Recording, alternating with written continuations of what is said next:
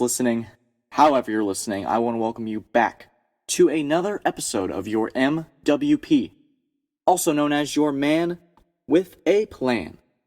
And this is episode 7. Before we get started, as always, I want to thank you guys for all of the support that you continue to put out. It has been amazing each day seeing your feedback, the likes, the comments, everything. It's been fantastic. So, today, it's pretty simple actually. We've got 2 games, and that is what we focus on. Notre Dame and Alabama, Clemson and Ohio State. Normally, I would have more topics put into an episode, but there's so much that I had on my mind and wanted to get figured out before we move into NFL Week 17, which is tomorrow. There's a lot I want to talk about that. The NFL playoffs will be finally set up. There's just a lot that is coming up that I really want to get into and have focus on that. And, of course, the national championship, which has been set. It's all here, and it's happening right now. So, without further ado, let's get into the Notre Dame and Alabama football game. Obviously, as y'all know, if you watched, Alabama defeated the Fighting Irish 31-14. Not too far off from what we predicted an episode ago, 31-17. In the end, I was really hoping that they'd find a way to kick a field goal, but I knew that Notre Dame would try to throw it into the end zone, so it was kind of like lost hope at that point.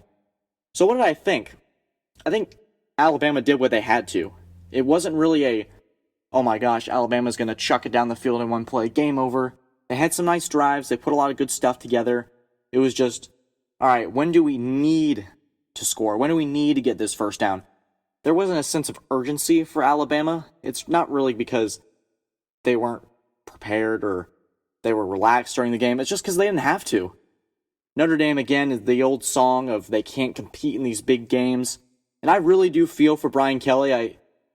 Someone had a joke yesterday that Brian Kelly, no matter what happens, he'll have the same blank expression on his face, which is nice to have composure in your coach. But it was not the greatest showing of Notre Dame.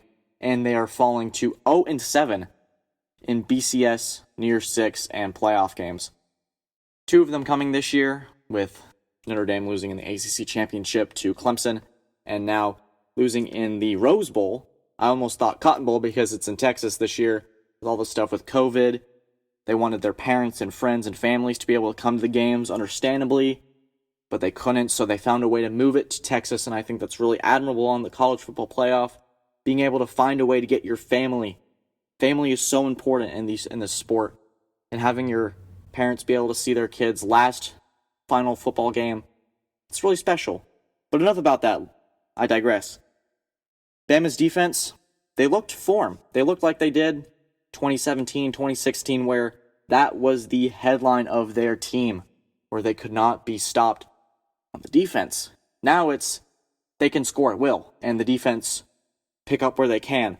But Alabama's defense looked really good. They were physical. I noticed on the kickoff, literally the first play of the game, Alabama runs up, and it's what you expected from Alabama. Physical. We're going to punch you in the mouth early, and we're going to do it fast. They did that on the first Notre Dame drive. It was very apparent early on. Notre Dame was lost. Notre Dame was almost shocked, I think, about how different Alabama looked today. They reminded me of a team that were waiting for the bomb to drop, but it never did, because they didn't have to drop that bomb necessarily. It was very impressive. It was quick. They did what they needed to do. And I think for Notre Dame, there was almost too much going on. Alabama has so many different weapons, so many different ways they can attack you with Devonta Smith and Najee Harris. It's almost like if you make the right call one way, they're going to get you the other way. There was a play, it was 14-7. Notre Dame had a third down, and it was an RPO of Mac Jones, faked it to Najee Harris, and Devonta Smith had a slant. Well, for Notre Dame guys, they bit on Najee Harris, thinking, okay, 3rd and short, we're going to attack the run. But no, they have Mac Jones as an option. I can give it to Najee Harris or Devonta Smith. Usually, if an NFL defense or college football defense is able to see where it's going, what the strength of the offense is, they'll attack that. But with Bama, they have too many strengths. There's too much going on. And Notre Dame doesn't have the athletes, nor do I think the scheme to beat Alabama. It was quite possibly the worst matchup. They would have better off if they'd played Clemson a third time. or Ohio State maybe, if somehow much chaos happened a couple weeks ago. But for Notre Dame, unfortunately, it did not work out. And Steve Sarkisian, who is now the Texas head coach, which I think is great. If you've followed Steve Sarkisian for a while, you know he's had his demons, his problems. It's great to see him get a second chance for a head coaching job to hopefully do what Texas fans have been hoping for so long, turn around that program. We'll see if he can do it. We'll see if he can take Texas to the Big 12 championship and beyond, hopefully overcoming Oklahoma and all the dominance they've had in the Big 12. We'll see. Yet again, I get off track. Let's talk about Notre Dame. Ian Book. For a couple drives there, I was thinking, Notre Dame's got a formula. They were able to run the football well against Alabama at points. Kyron Williams was really physical. I think their game plan on offense was, we need to run the ball, we need to throw when we have to, and keep Alabama off the field. And hopefully not turn it into a track meet. But unfortunately for them, it became a sprint. And Notre Dame's not a team equipped to run that sprint. They're a marathon type team. They need to be able to take these long drives and have it be like 3 and then 7 and then take maybe a couple drives. You have to punt, but your defense has got your back. And so you can make those games. You got to grind them out. But Alabama, I think the first drive they scored in 5 plays. And you're down 7-0 already. The momentum wasn't there.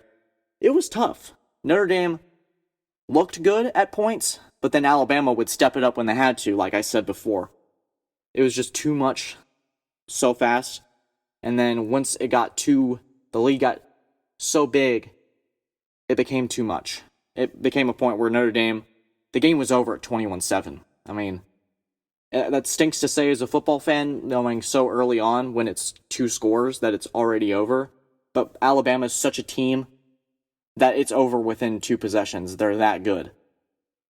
And if they play like that against Ohio State, we'll find out. We're going to get in the Ohio State game in a bit. But it was more entertaining than I thought it would be. I think Mac Jones also looked really, really good. He made a lot of great third down throws. He was able to keep Notre Dame's defense on their toes. There was a great end zone throw to Devonta Smith where he was rolling out, trying to go through his progressions, and Smith had an out route. And oh my gosh, Devonta Smith. Talk about him for a second. 12 catches, over 100 yards, 3 touchdowns that tied a Rose Bowl record. I mean, this kid's insane. I hope he wins the Heisman Trophy, especially with Trask having his not-so-swell performance against Oklahoma. Trevor Lawrence and Justin Fields, they haven't done enough, really, to overcome what Devonta Smith has done. If there's a season like no other, where COVID and everything that's happened, why not give it to a position that hasn't really won the Heisman Trophy that much? The last Heisman Trophy winner that was a wide receiver was Desmond Howard. He works for ESPN for College Game Day. That would be great to see. He's done a lot for Alabama. He's their catalyst. He's their spark when they need it. The first touchdown actually was to Devonta Smith. He gets things going. He helps Mac Jones get comfortable. That's what Alabama does best. Now, if I had any concerns for Alabama going into the national championship game, it would be what happens when the other team is just as physical as you. Can you switch to that finesse style? Like we said before, Alabama is so good at being able to do different things. They can hand it off to Najee Harris 20 times at one point. Or they can throw it 50 times. It's so many different things that they can do. But what happens when that other team can match it? Because Ohio State definitely can match it. Justin Fields can throw 50 times. They can give the ball to Trey Sermon so many times. You saw it against Northwestern. It wasn't working with Justin Fields. So, okay, let's give it to Trey Sermon. Have him run for 300 yards. Big Ten championship. It wasn't, well, I guess you can't say it wasn't working in the run game, and we'll get to that in a second. You can throw 6 touchdowns in a game. I think Alabama's biggest concern is how do you handle a match? How do you handle your match? Your physical match. So that's my thoughts on the Alabama-Notre Dame game. Let's move on to Clemson and Ohio State. This was the marquee matchup of the college football playoff. If we were going to do the 4 best teams, what matchup do you want to see the most? Most would say, I want to see Clemson and Ohio State play again. I want to see a classic Fiesta Bowl rematch where Clemson and Ohio State went back and forth. They were hitting each other in the mouth. They were physical. There were so many big plays and big moments that will be remembered in college football forever. I want that again. Who's going to play Alabama? And to start, you had back and forth, going back and forth. Without Tony Elliott, Clemson's offense was able to score 14 points just like that. But Ohio State was able to match it. And I think once Ohio State got up on Clemson, the final score being 49-28, having your offensive coordinator out is not good when you're down 35-14 at half. We're going all over the place to start, but I have a direction with this. Tony Elliott was the offensive coordinator for Clemson, if you didn't know, and he contracted the coronavirus and was not able to travel with the team. So, missing out on the best play caller for Clemson and not being able to communicate with the team at all, which I have my opinion on the rule. I thought it was ridiculous when Nick Saban couldn't at least sit on the phone with one of the coordinators when he was able to miss out on a game. It's whatever to me, but things have a way of working out. So Clemson had to have their quarterback coach and Dabo call the plays, and it looked good for a little bit, but once that game plan and the scripted plays start to dwindle out, you have to get creative, and that's where Tony Elliott thrives. That's where he's so good for Clemson. He's able to have creative plays, able to pull out different things and have different mismatches, able to utilize his players, and I think they really missed that in the Sugar Bowl. So, speaking of things that are going on for Clemson, anything that went wrong for Clemson. They missed out on so many missed opportunities. They had a 7-0 lead and had the ball back. Trevor Lawrence overthrew somebody because of the pressure. I think it was Davis Allen, the tight end. When we talk about the pressure, we're going all over the place for the Clemson game, but there's so much content with this game.